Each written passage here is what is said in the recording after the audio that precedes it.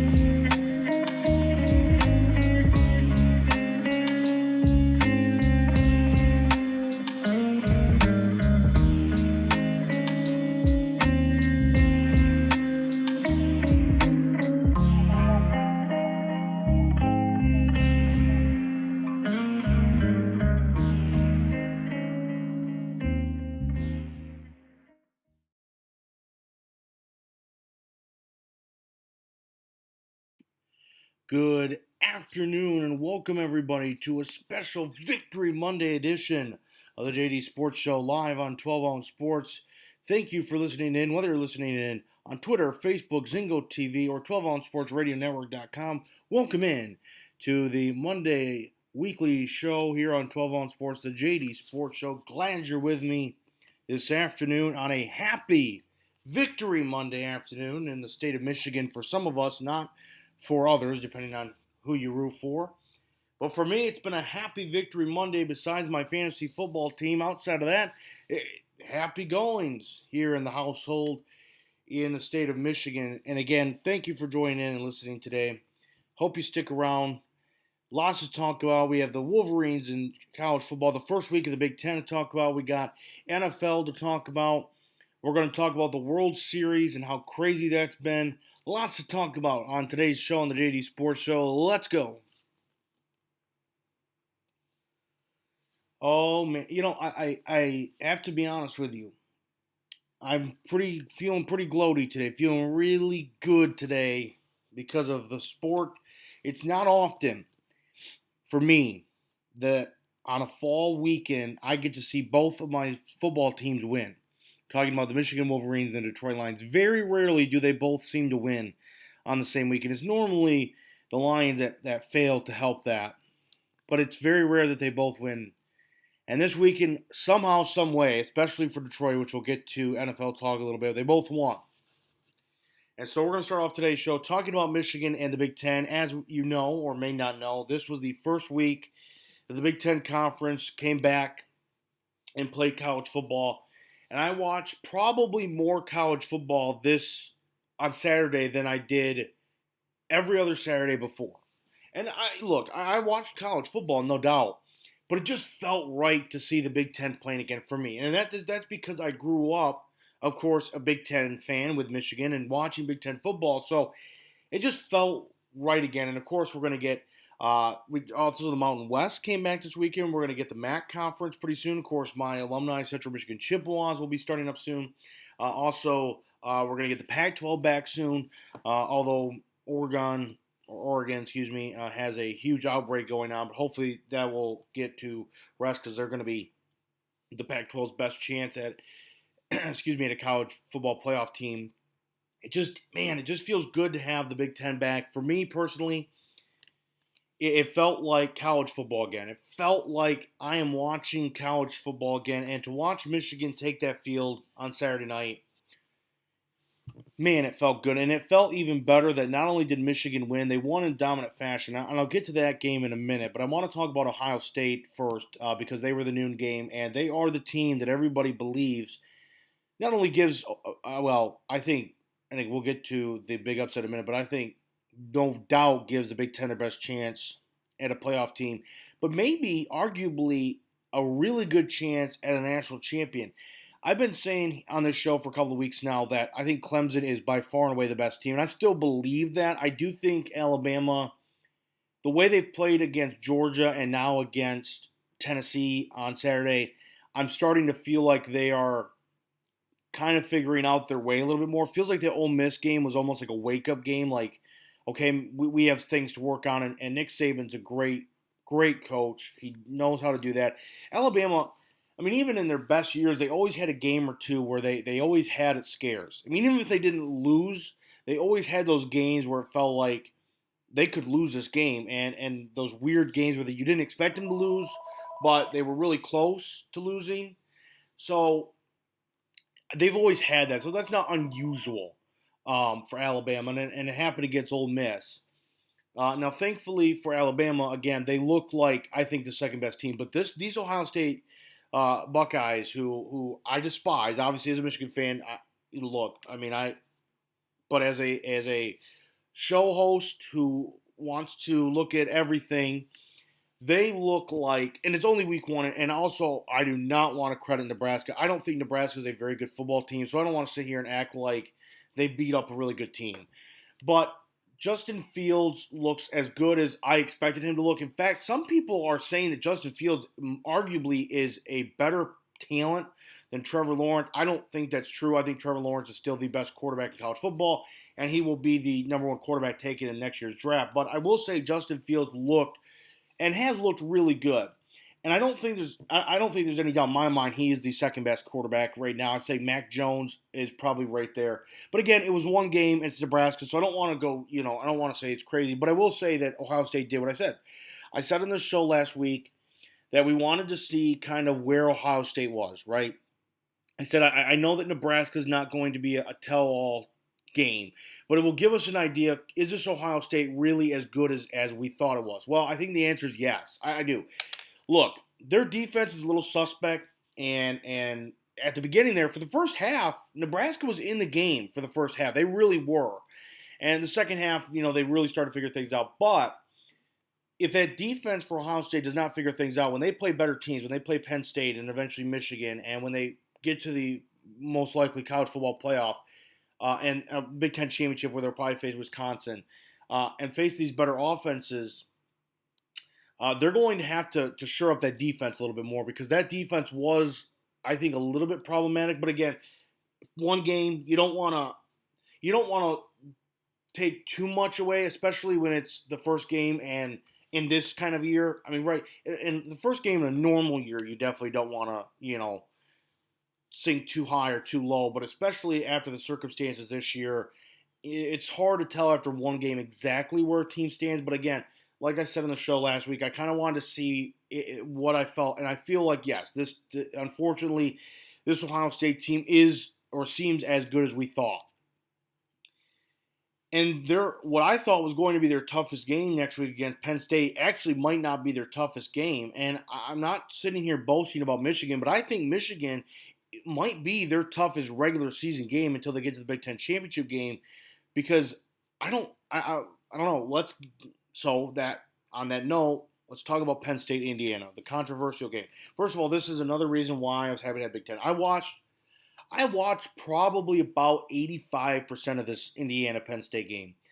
And look, I think there was a lot of people who thought Indiana would win pretty big, but there was a lot of us, and I say us because I'm in that group, who felt like Indiana could at least keep it close and give themselves a chance.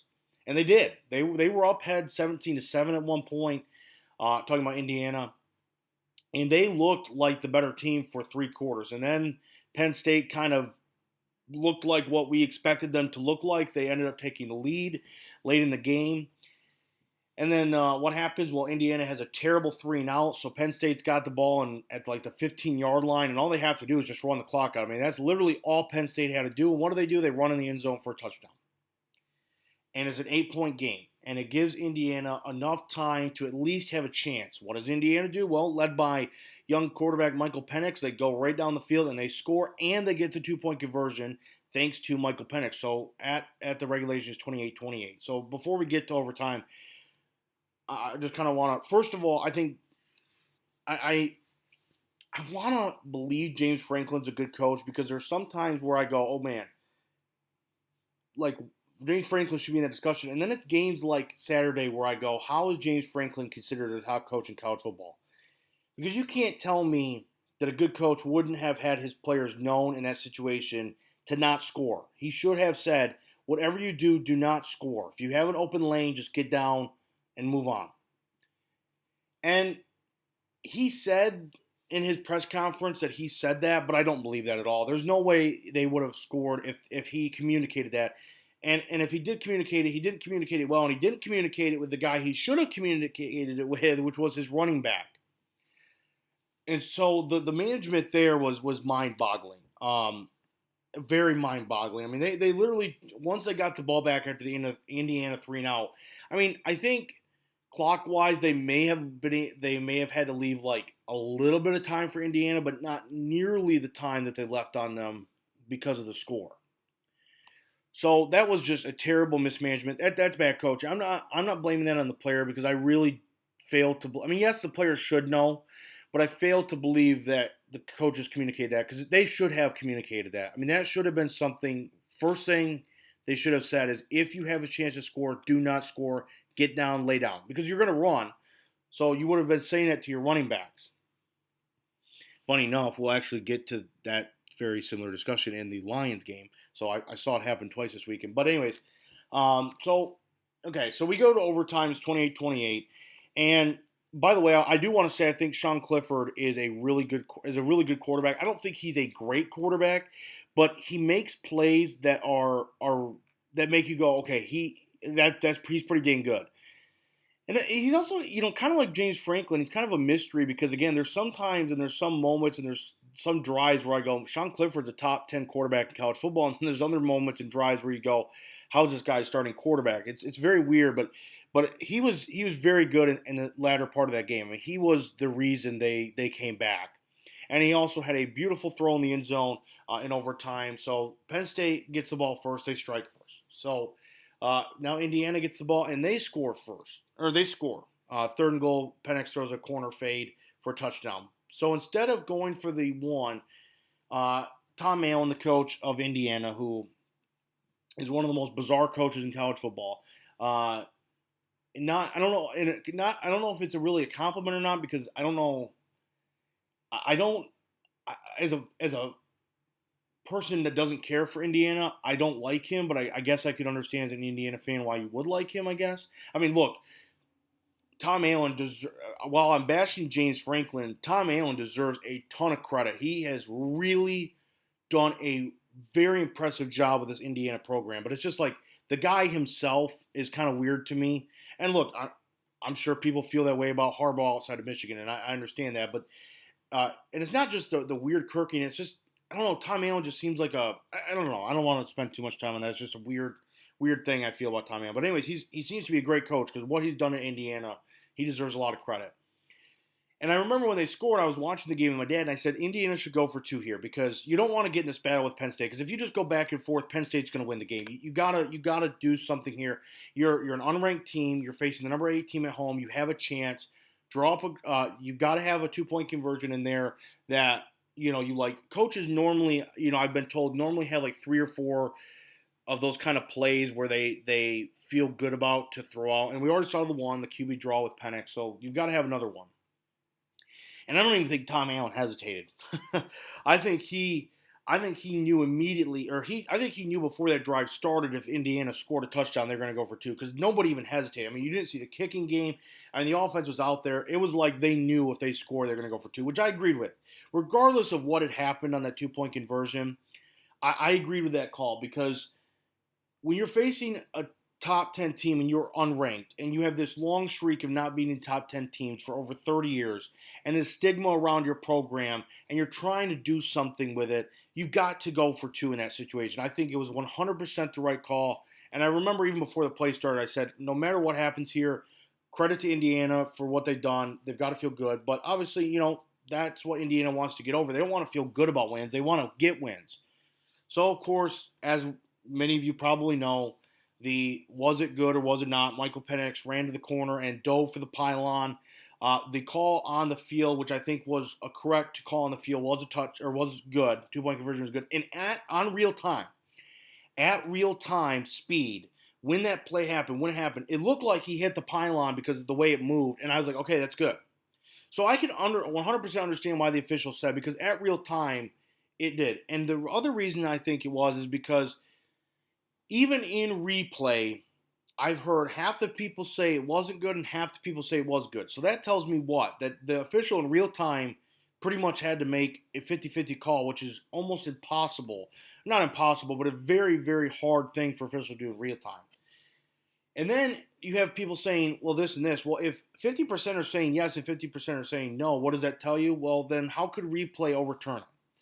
And here's my thoughts about that, about the whole should it have been. Do I think deep down he got it? I don't. I do think it touched out of bounds first. But with that being said, as a replay official, could I definitively 100% without a doubt overturn that call as a replay official and say that 100% went out of bounds before it crossed the goal line and touched the pylon?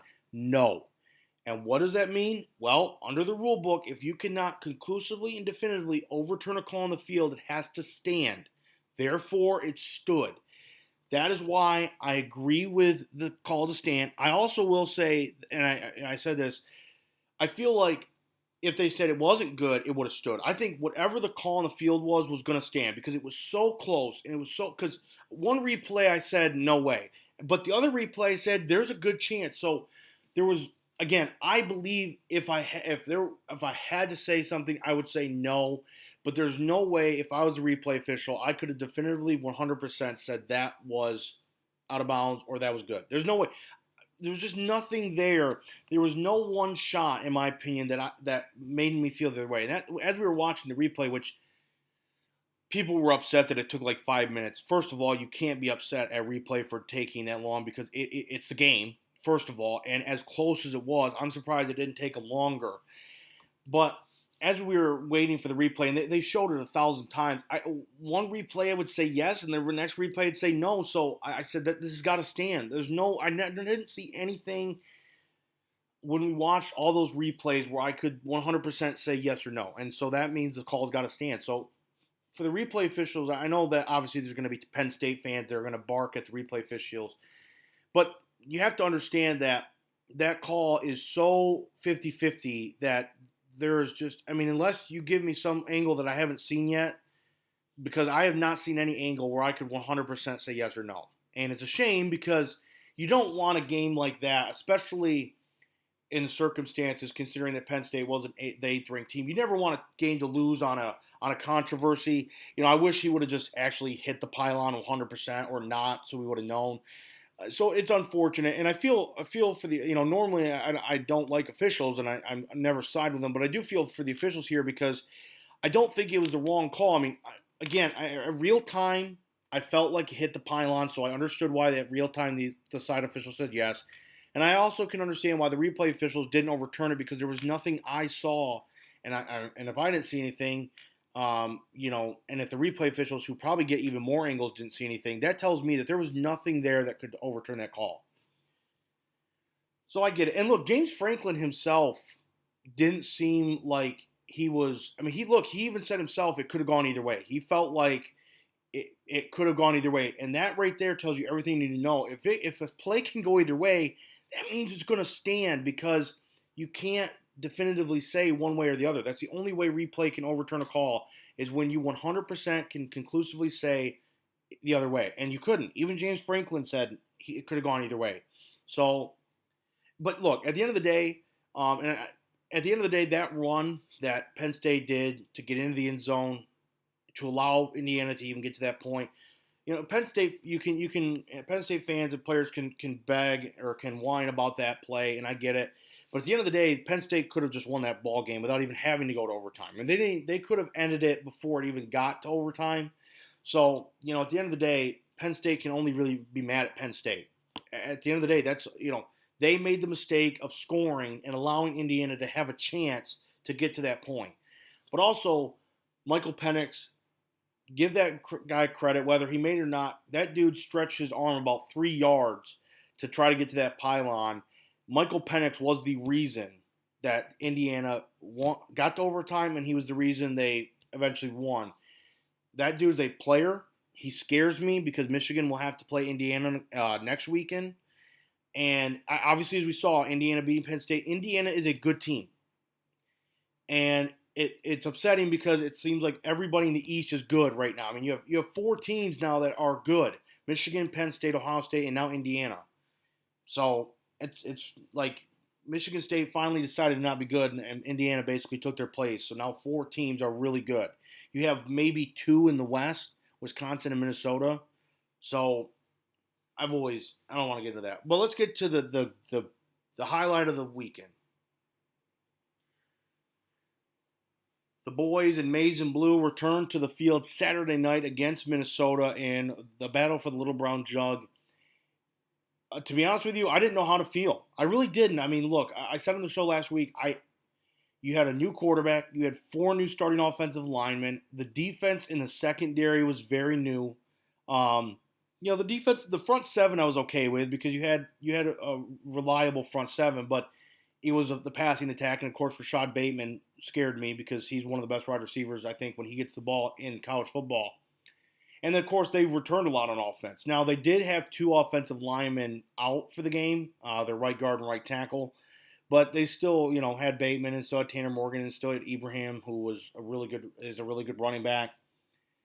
But at the end of the day, Michigan proved to me that I should never have not trusted their thoughts about Joe Milton. I said on the show last week that Harbaugh and anybody you could talk to, Josh Gaddis, Don Brown, the players, all talked very highly about Joe Milton this offseason. It was almost like a too highly of him because it was like, okay, something's going on here that they're speaking this highly of this kid. But they were right. They were right. And look, I'm not saying Minnesota's a top 10 team in college football, but they were ranked, and they are the second best team in the West. So this is not like they beat a team that is bad. They beat a good team. A team in Minnesota that is going to be in competition with Wisconsin for the Big Ten championship in the West. I don't think Minnesota's that bad. I think they probably didn't. They would tell you they probably didn't play their best game, but they got outplayed. I mean, they were out talented. They were outplayed. Michigan played the better game, and that's kudos to Michigan. And their, normally I will say this. Normally I have a very big problem. In the past, I've had a problem where it feels like Michigan comes unprepared on road games. For whatever reason, it feels like when they go on the road, they just seem unprepared. And it started that way. It didn't look good.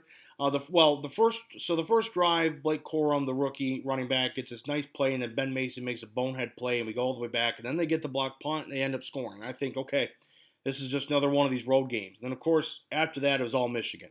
Zach Charbonnet had the 70-yard touchdown run, and then Michael Barrett, who became a superhero and became a household name, crushed Tanner Morgan and fell into the lap of Donovan Jeter, ran it the other way, and Michigan never was down again after they had the 14-7 lead. They never tied or lost the lead after that. They had the lead the rest of the game. And it was nice. There were so many things nice about this game. First of all, it felt like I said, Michigan finally came prepared for a road game because that first drive, looked good until Ben Mason had the bone pit play. And if it's not for that Ben Mason 15-yard penalty, who knows what that drive would. I mean, who knows, right? I mean, and Minnesota got to 7 points because they had such great field position from the block punt. So who knows what it would have been like had Ben Mason not do that. Now, of course, Ben Mason made himself up because on that 70-yard Zach Charbonnet run, he had a massive block. He also had a touchdown catch later in the game as well. But that was a bonehead play. You can't do that against really good competition. I mean, if that was like Ohio State, I mean that could have just derailed the entire game. Anyways, so I want to look at this game from both sides of the ball. First from the offense, and I got to say Joe Milton was as impressive as everybody talked about. He almost has too good of an arm. Sometimes I feel like that's going to hurt him, where his passes are almost so hot and so sharp that some of those receivers are going to have a hard time catching it. But man, he's got a great arm. That was never shocked. I mean, we saw Michigan fans saw him come in garbage time over the last year, and you could see his arm. But I will say that, and Jim Harbaugh had mentioned that they try to help him with the touch pass a little bit more, and that did seem like he was a lot better at understanding when I needed to throw it hard and when I don't need to throw it hard. His poise and command looked like it was his fourth year behind center. I mean, it looked like he had been running this offense for the last 3 years. You would never have known that was his first start. I mean, truly, it was amazing. Right from that first drive, I could already tell that he felt comfortable. But you know what also? It made the rest of the offense look comfortable. I mean, and they said it after the game, and I cannot for the life of me, for whatever reason, remember what player said it, and I apologize. But they said after the game that they feed off of that. Oh, it was Ben Mason. Ben Mason, sorry. He said that they feed off that poise that Joe Milton has, and he helps the rest of the offense have that same mentality. And he worked, they were talking about during the game how much work he put in this offseason. Even during the quarantine, he just didn't ever stop working. He worked with former Michigan quarterback Devin Gardner. And that was really good to hear. And it made you realize why he might have won the job so well, because he's working. Obviously, the team loved his poise and command. And you could just see it. That offense, they scored 35 points in the first half. Michigan never scores 35 points in the first half on the road against ranked teams. It does not happen. At home, maybe, but not on the road. This offense looked, somebody said it on Twitter, and I think it was Ant Wright, who is just a hilarious follow for Michigan fans. I believe it was him, maybe Michael Spaeth. I'm not entirely sure, but they said that this Michigan offense looks like it can win games for Michigan, which could not be said in the past. It was always, okay, the offense can do enough, but we need the defense to win us games. For example, last year, the Iowa game, if it wasn't for the defense, we'd have lost that game. But now, and again, I'll go back to what I said with Ohio State. It's one game. You don't want to go crazy. You don't want to overreact. You don't want to underreact. But it just looked a lot more fluid, and it looked like the offense that I have been waiting for years. And the offense I kind of expected last year.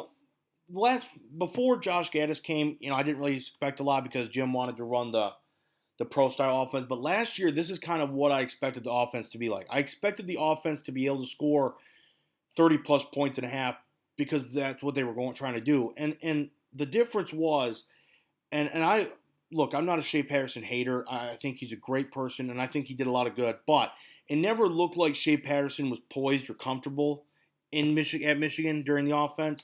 And it's a real shame because I think he's a super talented guy.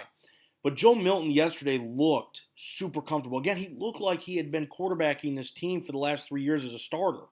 And that was his first start yesterday. Also, huge credit to the offensive line. And Ed Warner, the offensive line coach, I think is one of the most underrated coaches in college football. Last year, he produces 4 NFL linemen, and all four who got drafted, and I believe three of the 4 are starters. John Runyon, I'm not sure about, but I know Wayne Yu, Cesar Ruiz are starters. So that's unbelievable. So you think, okay, and normally, and Kirk Herbstreit talked about this in the game, it's pretty much impossible to have 4 NFL linemen go to the draft and expect your offensive line with 4 or 5 new starters, almost 5. Jalen Mayfield thankfully opted back in. So it was 4 or 5 new starters.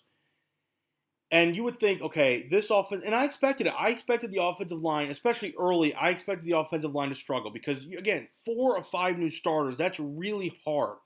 But this is why not only I think, and it's shown, Jim Harbaugh and Ed Warner have really focused on getting offensive linemen. I think the last 2 or 3 years they've had some really big offensive linemen come in, 4 or 5 star offensive linemen. And you can understand why, but Ed Warner is such a good coach. I mean, there are very few coaches, I believe, in college football, I would stand by this, that could make an offensive line that had 4 or 5 new starters look as good as the offensive line for Michigan did on Saturday night. That group, and Kirk Herbstreit says, you would think all 5 of these guys were starters last year because the way they played, they bullied Minnesota around in the run. Joe Milton had all kinds of time to pass. There was, I think, maybe one time where he was getting rushed really bad. And the run game blocking was unbelievable. They on the design runs that they had with Joe Milton, where they would pull two linemen. I mean, he would just stand back, let those guys block and go. And they had that of course the second drive, like I talked about, that Zach Charbonnet 70-yard touchdown run. I mean, there was a parting of the Red Sea. That's how big the hole was. Yes, Ben Mason helped, but the offensive line did too. It did. You would have thought, if you didn't know Michigan football, you would have thought that offensive line had all 5 guys returned, the way they looked. And even Kirk Herbstreit talked about that. But again, I want to say I think Ed Warner does not get the credit he deserves. First of all, he's done a great job with bringing in talent to Michigan. As a recruiter, he's one of the top offensive line recruiters in the nation. He doesn't get enough credit for that. And then the job he does coaching them. If I'm Jim Harbaugh, you got to make sure Ed Warner stays at Michigan at all costs. He deserves every bit of pay he gets and then some because of the job he's done with that offensive line. And I think it's always shown. I mean, look, he had 4 guys go to the NFL. If that wasn't enough, to have 4 new guys starting on that offensive line and look as dominant as they did, it should tell you all you need to know about the kind of coach Ed Warner is. Unbelievable. And look, Jalen Mayfield's going to be a first-round pick, and now those other 4 guys. And outside of Wisconsin, if I was an offensive lineman, I'm not sure there's any place I'd rather be than Michigan, because at Michigan, they're going to allow you to showcase your ability to run and pass block effectively. And that's why Michigan had 4 offensive linemen drafted. I mean, again, outside of Wisconsin, if I was an offensive lineman, I don't know where else I'd want to go. If I believe I can go to the NFL at the next level, Wisconsin or Michigan have got to be, because those are the 2 places where they're going to be able to showcase your talent as a running offensive lineman and a pass block offensive lineman to a very high degree. So I mean, and Ed Warner's proving that. I mean, he's proving why. And again, they have, like I said, last 2 or 3 years, they have been gaining really good recruiting with offensive linemen. And I think part of that's because offensive linemen are seeing how good Ed Warner is doing and what he's producing at the next level, but also because of the kind of recruiter that Ed Warner is. And he deserves all the credit for coaching, but he deserves a lot of credit for the recruiting that they've done with the offensive line as well. Now switching to the defensive side of the ball, it was a little sketchy. I will say the defense was not great. They were great in the second half. They were not great in the first half. To be fair, I kind of don't want to mark them for that first touchdown because Minnesota had all the momentum. They were super short field position, and it was those kind of things are tough. So besides that, I want to look at everything else. First of all, I think Michael Barrett, who was playing the Viper position, what they call it, Michigan, which is kind of the guy that just goes wherever, which is where Jabril Peppers and Cleek Hudson have been playing, was the superstar of the game that just broke out. He was kind of the Joe Milton on the defensive side of the ball, where a lot of the coaches were saying how much they liked what Michael Barrett had been doing.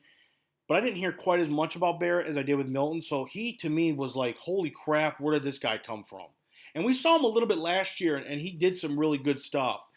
But he just had an explosion, a coming out game against Minnesota. Not only did he play absolutely phenomenal on the defensive side of the ball, he also had that kick return on special teams that almost took it to the house. This kid is a special kid. I really look forward to seeing him play the rest of the year now that I know he's going to be that kind of a guy. Cam McGrone, who I mentioned, the linebacker, had a cast on, and he still looked good as ever. That front 7 looked as good as I thought. Right, Kwity Paye and Aiden Hutchinson up front. Aiden Hutchinson dominated the first half, and it's funny because then Kwity Paye dominated the second half, so they kind of shared a half. Carlo Kemp made some really big plays. Cam McGrone made some really big plays. Josh Ross made some really big plays. The front seven wasn't the problem. It was the secondary. And the secondary was a little off. I don't think they played bad. Of course, Dax Hill, their best secondary player, left the game in the second half with an undisclosed injury, which we heard today from Jim Harbaugh. Sounds like he'll be okay to practice and play this week, which is good. It doesn't sound like there's anything too serious. Um, I would assume they probably just kept him out because the score was so lopsided that they just didn't want to risk anything else. And so they looked okay. Ramon Green was the big superstar in the secondary. He played phenomenally. Outside of that, I would probably say the secondary was probably the weakest link of the entire team. Outside of the kicking game, was the weakest link. But the secondary has work to do, and it's not a surprise. I mean, look, I said last week on the show the secondary was going to be the thing that was going to be the question mark. But look, a lot of those guys don't have reps. Dax Hill was the only secondary player going into yesterday's game who had an interception. So those guys just don't have reps. They just need reps back there. And look, I think you take away, I mean, you can't take it away, but you take away that one long pass to Rashad Bateman, and they did a really good job containing Bateman. He had a couple of big catches and stuff, but he was a lot less of a factor than I thought he would be, especially with such a young secondary. So they did an overall good job, probably better than I thought, but it definitely is still a point where it's the weakest link. So they've got to figure that out. Again, that will come with reps because it is such a young group, but it is something that they'll have to continue to work on. Overall, again, Jake Moody, I like you, man, but the kicking game gets an F. 3 missed field goals. Quinn Nordine, we found out after the game, who we expected to be the kicker, was out with an injury. He's expected to come back this week as well. Thank goodness. That was the F. I would give the defense probably a B+. Only reason I wouldn't give them an A is because, again, they did give up 24 points. They also did look a little weak at times in the secondary. I'd give the offense an A+, though. I mean, it couldn't have looked any better, in my opinion. The offense could not have played any better. They scored 49 points. They should have scored more of the missed field goals. Joe Milton looked as good as I had hoped. The offensive line looked 10 times better than anybody could have expected. The running game was Zach Charbonnet, Hassan Haskins, Blake Corum, Chris Evans. I would say that's one of the best running back groups in college football.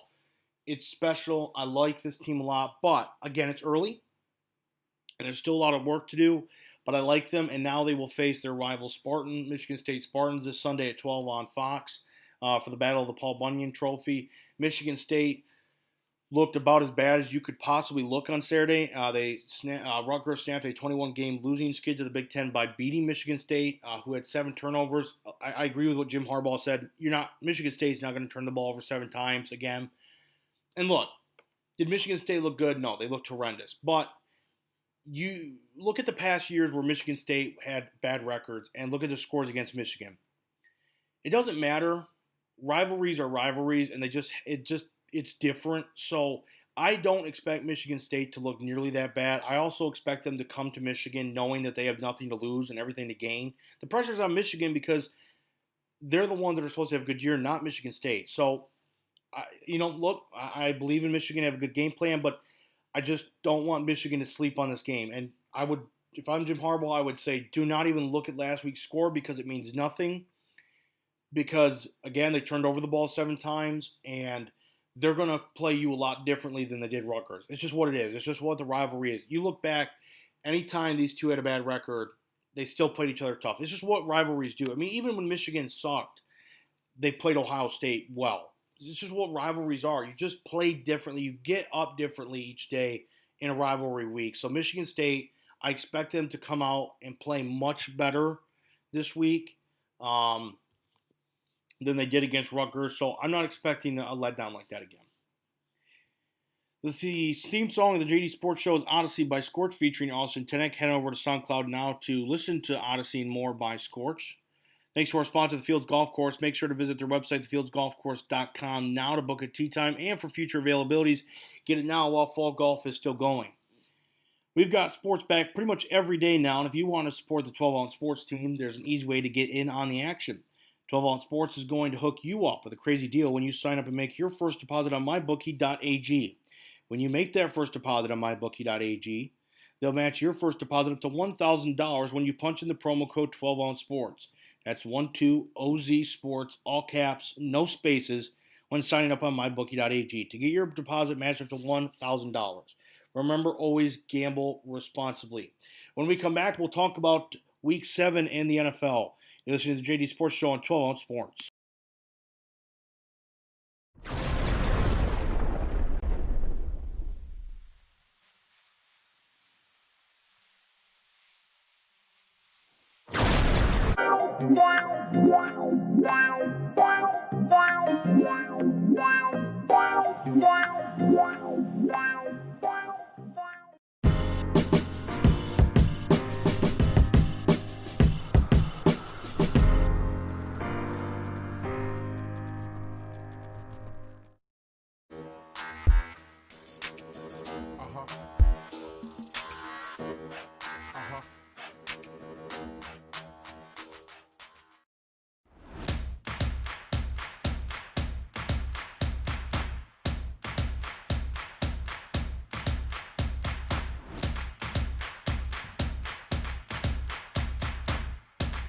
Drinkade, ready for distribution worldwide.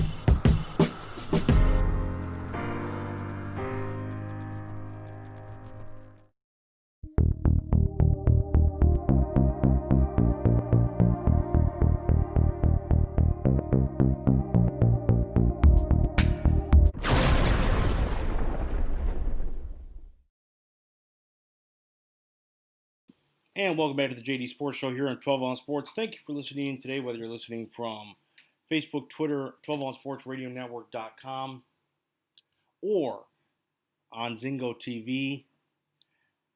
Thank you for listening in today. Let's go through now the Week 7 roundup of NFL games. Before we do that, let's talk about let's just go through the roundup first. So on Thursday night, the Eagles beat the Giants 22-21 in what's being dubbed the Daniel Jones games as he fell down around the 12-yard line. He got tackled by the turf monster. The Eagles did win that game. They are now in first place of the NFC East at 2-4-1. The Browns beat the Bengals 37-34. Once again, the Bengals blew a lead. I say it every week, and I will preach it every week. Joe Burrow is really, really good, and he deserves a lot better. 408 passing yards, 3 touchdowns, including a rushing touchdown. He had a pick. Give credit, though. Baker Mayfield was phenomenal in the second half of that game. He had 297 yards passing, 5 touchdowns. He also had a pick, which happened really early in the game. But, man, it's so frustrating that Joe Burrow has to be around such a poor team because he is really good. And Dan Orlovsky said it this morning on ESPN that if the Bengals and the Chargers can stop being so cheap like they have notoriously their entire careers and spend around Joe Burrow and Justin Herbert, that they have found their futures where, and I really agree. I think Joe Burrow is a phenomenal quarterback. He is really good. You've got to help him out. Steelers hung on after a late Titans comeback at 27-24. The Steelers are now the only undefeated team in NFL after they beat the Titans, and then we'll get to the other game that the other undefeated team lost. Steelers are good. They almost blew the lead, but they're good. They're really good. And give credit where credit's due. A lot of people, including myself, did not think Pittsburgh was going to be that good this year. I thought they were going to be good enough to make the playoffs. I didn't think they would be 6-0 kind of good, but they're good. And they deserve a lot of credit. Mike Tomlin, what he has done since he's been there is phenomenal. Ben Roethlisberger looks really good, and they look good. Their defense is stout, but, man, I don't know. I don't know what else to say besides they're good. The Saints beat the Panthers 27-24. New Orleans kind of quietly 4-2. I mean, I think a lot of people kind of forget about them because, but look, they didn't have Michael Thomas or Emmanuel Sanders yesterday, and they still beat Carolina. Alvin Kamara is one of the most under-talked about players in the NFL. He's one of the best players in the NFL. Carolina lost another close game, man. They lost last week close to the Bears. They lost this week close to the Saints. They fall to 3-4. The Saints, as I said, go to 4-2. The Jets remain defeated. They go to 0-7 after falling to the Bills, only 18-10. Not like it was. It was a lot closer than I think most people expected. The Bills finally stopped their 2-game losing skid, and they go to 5-2. Sam Darnold threw 2 picks yesterday. Didn't have a touchdown. Only 120 yards. I think Trevor Lawrence might be in green and white next year, although there have been people who have said Trevor Lawrence should stay for another year so he doesn't have to go to the Jets. I wouldn't blame him if he did. How about the Washington football team beating up Dallas, who, first of all, hope the best for Andy Dalton. He got hit really hard by John Bostic, who was thrown out of the game.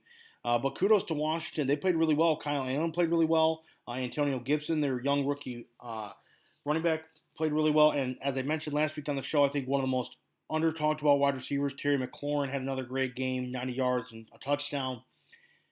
The Cowboys are miserable. Miserable. I think Dallas is going to be lucky to win 6 games this year. They're in trouble. It's not looking good in Dallas. And it also shows you how much Dak Prescott meant to that team. You know, everybody wondered in the offseason, was Dak really that important to the team? Yeah, he was 100% the team. Packers beat the Texans 35-20. Aaron Rodgers looked like Aaron Rodgers again with 4 touchdowns after a miserable week last week against the Buccaneers. Deshaun Watson, again, another player like Joe Burrow and Justin Herbert, who I said is a really great player. They just need help, was 29 for 39, 309 passing yards, and 2 touchdowns. Again, I think Deshaun Watson is one of the best quarterbacks in the league if he can get help around him. It doesn't help when he's traded his best wide receiver, but, you know, at least he got rid of Bill O'Brien finally.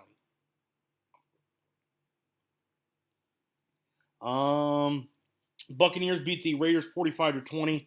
I said this last week, and I will keep saying it. Tom Brady carried the Patriots to 6 Super Bowls. The Buccaneers are now 5-2. Las Vegas falls to 3-3. Tom Brady was phenomenal yesterday, including a pass that I even tweeted about that was so good to Scotty Miller. He had 369 passing yards and 4 touchdowns. The Raiders' defense does not look very good. Even when they've won, they have given up a lot of points. Chiefs beat the Broncos 43-16. It was the first snow game. There was snow on the field, and it was snowing during the game. It was kind of crazy to see, but that's Colorado. The Broncos fall to 2-4. Drew Lock did not look very good yesterday. He had a couple of picks, including a pick 6. Mahomes didn't do a whole lot because their special teams had a kick return. Their defense had a pick 6. He was good. I mean, he had 200 passing yards and a touchdown, but in that kind of a game, and that just shows you how good the Chiefs are. I mean, Mahomes wasn't even like the Patrick Mahomes we expect every week, and they still destroyed the Broncos, so that's a scary thought. As I mentioned, the Patriots got carried by Tom Brady. They got destroyed by the 49ers, 33-6. 49ers are now 4-3, and quietly, even with all these injuries, they're 4-3.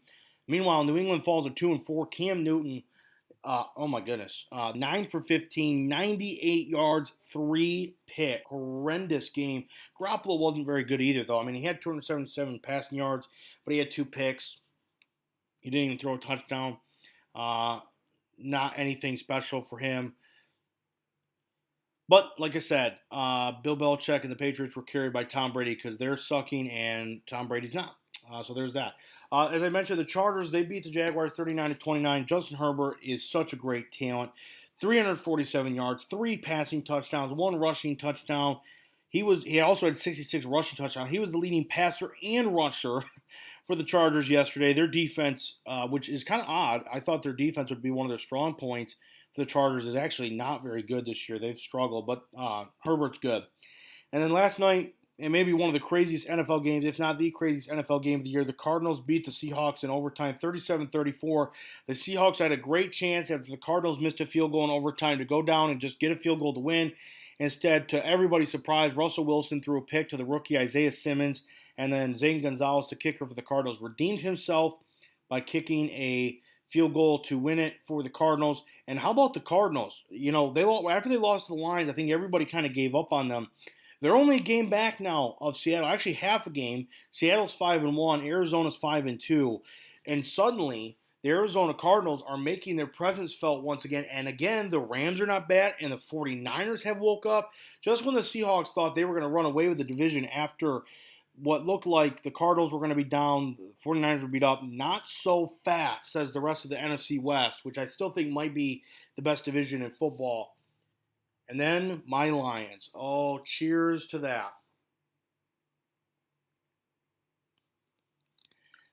Just like what we saw, and I mentioned in the Penn State-Indiana game, Todd Gurley forgot that they wanted to just run out the score. He tried to stop himself from getting in the end zone, and he forgot that Matthew Stafford had 29 comebacks in the fourth quarter. He accidentally scored.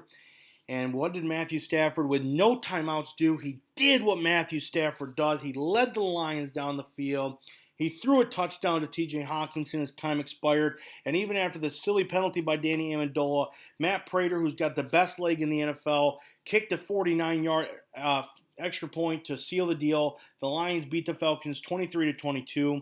Somehow, some way, the Detroit Lions, who I still think should fire Matt Patricia and Bob Quinn, do not let this distract you from that, are 3-3. The Atlanta Falcons fall to 1-5, and the Lions have one of the easiest schedules in the NFL going forward. I'm just saying, I guess there's hope. Again, I don't care if they. By the way, I don't care if they make the playoffs. Matt Patricia and Bob Quinn should still be fired. I just want to be on the record to say that. But watch out. And Matthew Stafford, for the 30th time in his career, 30th, which also speaks to how bad his defenses have been, that he's had to do it 30 times. But for the 30th time, Matthew Stafford led a fourth quarter comeback to win. The Atlanta Falcons at one point had a 99.6% chance to win the game, according to ESPN. 99.6% chance when Todd Gurley scored the touchdown. Matthew Stafford doesn't want to hear about your numbers because he's Matthew Stafford, and that's what Matthew Stafford does. He is a GOAT. For all those people who wanted Matthew Stafford to be traded, shame, shame, shame. He is a Detroit Lion for life. I want him to be a Detroit Lion for life. I think he has said he wants to be a Lion for life. His family has said that as well, his wife, Kelly Stafford. I want them to be Lions for life. He deserves all the praise he gets. He gets way too much criticism because I don't know why, but he just gets way too much. And Matthew Stafford is a great quarterback, and one of the most underrated clutch quarterbacks in NFL history is Matthew Stafford. When they need him, he's done it. Think about that. Yes, their defense is horrendous, so he's had to do it a lot. But still, the fact that 30 times he has led a fourth quarter comeback is unbelievable to me. And a lot of those times, I would say well over 50% of the time, it has been on a last drive to do it. Like it's been the last drive like it was against Atlanta. Not just 4 minutes to go. I'm saying the last drive of the game. I mean, he literally threw the touchdown pass to T.J. Hawkinson with zeros on the clock. Also, I just want to say really quickly, how about T.J. Hawkinson? He has quietly had a really good year. A lot of people were really upset at them picking him number 8 overall last year. And, he had a good year, but then he got injured last year. And a lot of people were going, oh, great, here we go again. But quietly, T.J. Hawkinson is having a really good year offensively. He's catching a lot more passes. He's catching them, not dropping. He's keeping himself healthy. His touchdowns are up. T.J. Hawkinson quietly is showing why the Lions drafted him. And also, another reason they drafted him so high, and the thing that people forget about because it doesn't show up on the stat sheet, is his blocking ability. At Iowa, he was a prolific run blocker as well as a catcher, and he has, statistically according to FPI, he has been one of the top 10 run blocking tight ends in the NFL. So not only is he looking better on the stat sheet when you watch him offensively with catches and touchdowns, he's also doing what they also wanted him for, which is blocking. Quietly, T.J. Hawkinson is one of the better tight ends in the NFL. Yes, I said that. He is a top 10 tight end in the NFL, creeping towards the top 5 tight end in the NFL. He is showing why he was the number 8 pick last year. All right, let's end today's show talking about the World Series. There's so much to talk about. I probably could have talked about the World Series for an hour, but we only have 6 minutes to go. Game 6 tonight, the Los Angeles Dodgers finally trying to snap that streak and win their first World Series since the 80s after going to it what seems like every single year and losing. Meanwhile, the Tampa Bay Rays are trying to get it to a Game 7. The Dodgers will have Tony Gonsolin and the bullpen to run it for them. The Rays will have their ace Blake Snell on the mound tonight. The Dodgers are going to save Walker Buehler for Game 7 if that happens, which I think is the right call. I mean, I know you want to end it tonight, but if for the crazy reason, if Walker Buehler got mashed around, then they would have to have a bullpen game in Game 7, and you just don't want that. So it makes sense for the Dodgers to save Buehler. I think if they were down 3-2, you would want Buehler to pitch tonight, but I think being up 3-2, it makes sense for the Dodgers to do this. But look, for the Rays, they have the possibility because, they had Blake Snell tonight, and I know Charlie Morton did not have a very good game against the Dodgers earlier in this series, but he has been one of the most clutch Game 7 pitchers in the last 5 years in the postseason. So I'm just saying, he also pitched Game 7 of the American League Championship Series as well and dominated the Astros. I'm just saying, if the Rays can force a Game 7 and find a way to get to Game 7, they have a chance, of course, but I think they have a really good chance. But by the way, don't forget, you can go to my Twitter at the JD Show 12 ounce to confirm it. I did say before the series started, actually I said before the MLB playoffs started, I said the Dodgers would beat the Tampa Bay Rays in 6. So if the Dodgers win tonight, I won't be super mad because I will have been Nostradamus and correctly picked it. But I would love to see this go to 7. One, like I said before the series, I wanted the Rays to win. But not only that, now that we've gotten to a Game 6, let's just get to a Game 7. I really hope the Rays find a way to win tonight and the World Series can get to a Game 7. Everybody wants a Game 7. I think the Dodgers secretly want a Game 7. Maybe not the fans, but the players. This series has been so crazy, especially after Game 5 and that wild finish. We all want to see a Game 7. And I also want to see Charlie Morton versus Walker Buehler in a Game 7. Not only because I want to see a Game 7, but I think that matchup of Morton and Buehler in a Game 7 would be a phenomenal game. So I hope some way, somehow, Blake Snell pitches like he did the first time he pitched against the Dodgers, maybe even a little bit better, and the Rays can get to that Dodgers bullpen again and force a Game 7. That'll do it for today's show here on the JD Sports Show. Thank you again to all of our sponsors, Zingo TV, Fields Golf Course, MyBookie, everybody for helping out at 12 Ounce Sports. Thank you all for listening today. Make sure to go follow me on Twitter, the JD Show 12 Ounce, and to like my Facebook page for future announcements and polls as well. Thank you for listening today. We'll see you next Monday here on the JD Sports Show. Have a great rest of your week, everybody.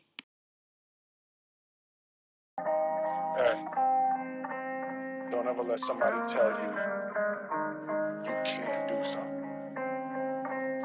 You got a dream, you got to protect it. People can't do something themselves. They want to tell you you can't do it. You want something, go get it. Period.